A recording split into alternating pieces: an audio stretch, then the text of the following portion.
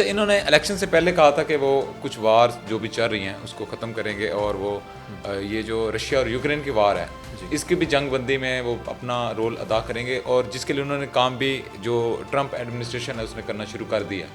یوکرینی president نے جب visit کیا ہے زیلنسکی نے امریکہ کا، تو اس کے اندر ان کی ڈیل تو نہیں ہو سکی جو کہ انہوں نے منرل کا معاہدہ کرنا تھا، لیکن کافی سبکی کا سامنا ان کو کرنا پڑا اور کافی میڈیا کے اوپر ان کی ویڈیو بھی وائرلز ہوئیں. تو آپ بتائیے گا کہ کیا ٹرمپ کامیاب ہو جائے گا یوکرین اور رشیا کی جنگ بندی کروانے میں؟ اور یہ معاہدہ جو انہوں نے کہا تھا کہ یا آپ کے پاس تو آپشن ہی نہیں ہے، یا معاہدہ کریں اور یا پھر جنگ بندی، ادروائز تھرڈ آپشن آپ کے پاس ہے نہیں یوکرین کے پاس. تو نیکسٹ آپ کیا دیکھتے ہیں اس عالمی منظرنامے کو؟ سر وہ کہتے ہیں مائٹ از رائٹ، بڑا ایک انگلش کا مشہور فکر ہے.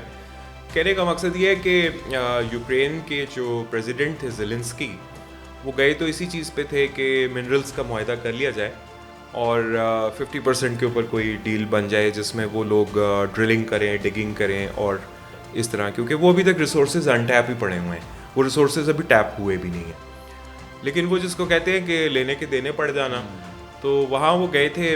اور وہ جو ویڈیو سامنے آئی جو ہم نے دیکھی، اس میں تو ہم نے دیکھا کہ جو چیز پہلے پیچھے ہوتی تھی وہ فرنٹ پہ ہو گئی، یعنی کہ ڈانٹ سب کے سامنے پڑ گئی. یوکرین کو شے دینے والے بھی یہی تھے، اور اس نے یہی جو یوکرین کو سمجھانے کی کوشش کی ہے کہ وار بند کر دو. دوسری بات یہ ہے کہ ہم تمہارے ساتھ نہیں ہیں، اور اس کے علاوہ اس نے رشیا کو بھی اپنے اعتماد میں لیا.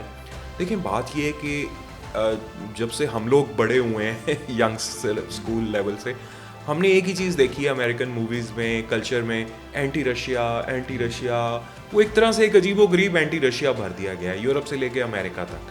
تو اب وہ جو سارا کچھ تھا، ویسٹرن میڈیا، ویسٹرن اسٹیبلشمنٹ، وہ ساری کی ساری ٹرمپ کو جو ہے نا اپنے اینمی کے طور پہ دیکھ رہی ہے کہ یار یہ کون سا بندہ کہاں سے آ گیا، اس نے تو سارا چیز ہی ایک دم الٹ پلٹ کے رکھ دیا.